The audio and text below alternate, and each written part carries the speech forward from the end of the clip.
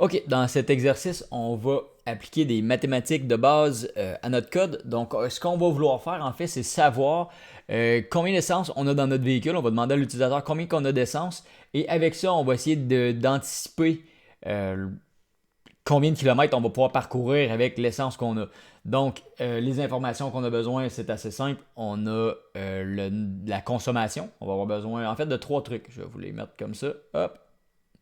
Donc, on va avoir besoin de l'essence et on va avoir besoin de la distance, parce que c'est ça qu'on cherche en fait, la distance parcourue, et on va avoir besoin de la consommation.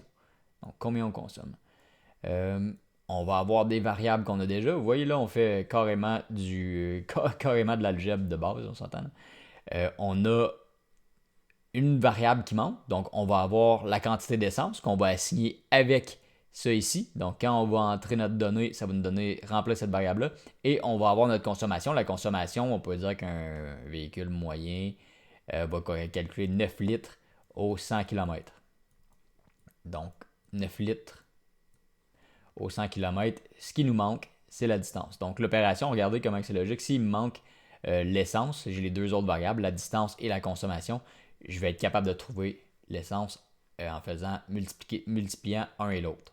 Si, par exemple, il me manque la, la consommation, je peux encore avoir l'essence que j'ai divisée par la distance que j'ai fait, je vais avoir la consommation.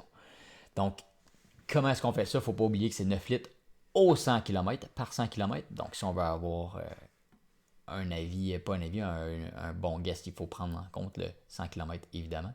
Parce que là, on va rentrer le nombre d'essence en litres.